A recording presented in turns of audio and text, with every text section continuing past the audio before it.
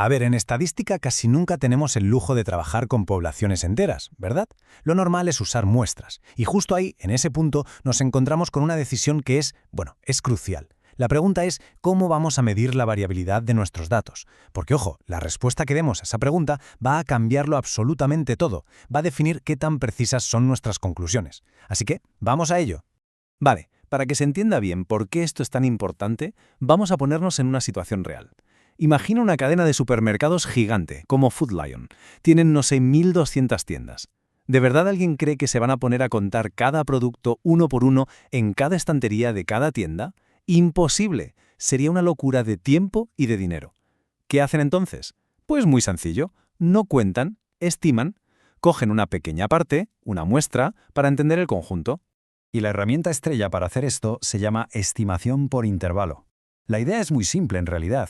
En lugar de intentar adivinar un número exacto, que es como buscar una aguja en un pajar, lo que hacemos es crear un rango. O un rango de valores donde, con cierta confianza, podemos decir que está el verdadero valor que buscamos para toda la población. Y todo esto se apoya en una fórmula que es, de verdad, muy fácil de entender, pero súper potente. Cogemos nuestra mejor estimación, que sacamos de la muestra, ¿vale? A eso se le llama la estimación puntual. Y a ese número le sumamos y le restamos lo que llamamos un margen de error. Y listo, ya tenemos nuestro rango. Es como ponernos un colchón de seguridad para cubrirnos las espaldas ante la incertidumbre. Perfecto. Pero aquí viene la pregunta del millón, claro. ¿Y ese margen de error? ¿De dónde sale? ¿Cómo se calcula? Bueno, pues la respuesta de esto es justo lo que nos lleva a una encrucijada, a una bifurcación, con dos caminos muy distintos. A ver, pensemos un segundo. El margen de error está ahí por una razón, para reflejar cómo de dispersos están los datos. Es pura lógica. Si todos los datos que tenemos están muy juntitos, muy parecidos entre sí, pues nuestro margen de error será pequeño. Pero si los datos están súper dispersos, cada uno por un lado, pues necesitaremos un margen de error mucho más grande para estar seguros. Y la clave, la forma en que medimos esa dispersión, depende de si sabemos o no un dato fundamental sobre la población completa. Bien, vamos con el primer camino. El caso ideal, cuando se conoce la desviación estándar poblacional, la famosa sigma. Este es el escenario soñado, por así decirlo, el que ojalá tuviéramos siempre, aunque ya adelanto que es bastante raro. Es esa situación en la que, por el motivo que sea, ya sabemos de antemano cuál es la desviación estándar de la población entera.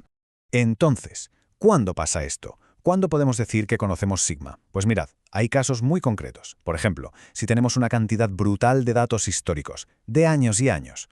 O, un caso muy típico, en procesos de control de calidad industrial, donde una máquina lleva haciendo la misma pieza miles de veces y su variabilidad es súper estable y conocida. En estos casos, a sigma se la trata como si fuera una constante, un número que ya conocemos, y cuando estamos en este paraíso estadístico, la fórmula es esta que vemos. Para calcular el intervalo, a la media muestral le sumamos y restamos un margen de error que se construye con dos piezas clave. Por un lado, nuestra conocida sigma, la desviación estándar de la población, y por otro, un valor z que sacamos de la distribución normal estándar. Es una fórmula, como veis, directa, sencilla y muy precisa. Mirad este ejemplo, el de los grandes almacenes Lloyds, que lo deja clarísimo.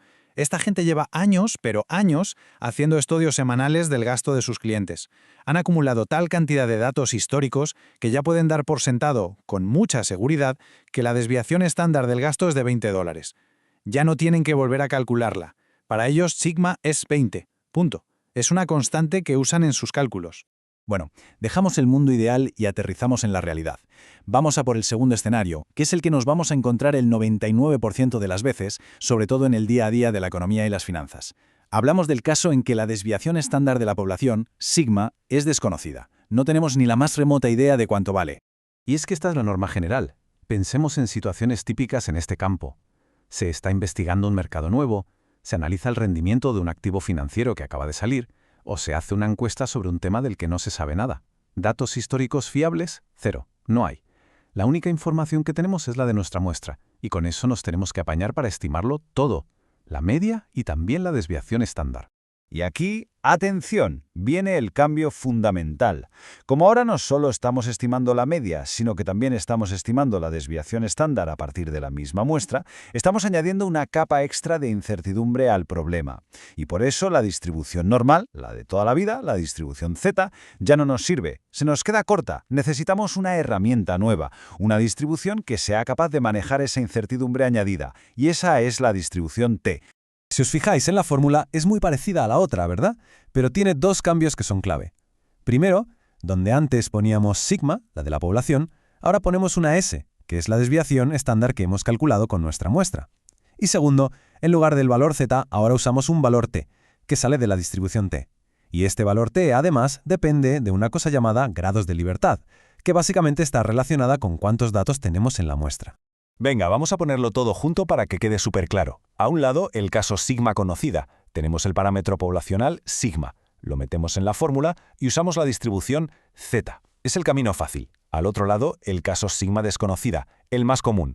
No conocemos sigma, así que lo estimamos con S de la muestra, y esto nos obliga a usar la distribución t para ser más rigurosos con la incertidumbre. Fácil, ¿no? Vale, entonces en la práctica, ¿cómo actuamos? ¿Cómo sabemos qué camino coger? Pues por suerte, el proceso es súper sencillo. Se puede resumir en un mapa de decisión clarísimo. Este es el esquema mental que hay que tener grabado a fuego. El proceso es este. Paso 1, la pregunta clave, la única que importa. ¿El enunciado del problema o la situación nos da el valor de sigma, la desviación estándar de la población? Si la respuesta es sí, que, recordemos, es raro pero pasa, entonces usamos la fórmula con sigma y la distribución z. Si la respuesta es no, que es lo que va a pasar casi siempre, entonces calculamos S con la muestra y usamos la distribución t. No hay más, así de fácil. Y ahora, la gran pregunta. ¿Por qué todo este rollo es tan importante en economía y en finanzas? Pues porque la distribución t es más precavida. Al tener en cuenta esa incertidumbre extra de la que hablábamos, tiene lo que se llama colas más pesadas. En la práctica, esto significa que nos va a dar un margen de error más grande. Y un margen de error más grande significa un intervalo de confianza más amplio. Es, en el fondo, una manera matemática de ser más conservadores, más prudentes con nuestras estimaciones. Y cuando hablamos de gestionar riesgos financieros, ser prudente es sencillamente fundamental. Así que la próxima vez que nos encontremos con una previsión económica con un modelo de riesgo financiero, hay que pararse a pensar en esto. Casi con total seguridad, ese modelo se construyó sobre una base en la que la desviación estándar no era un dato conocido sino una estimación sacada de una muestra. Esa incertidumbre no es un error, es una parte fundamental de la realidad con la que trabajamos.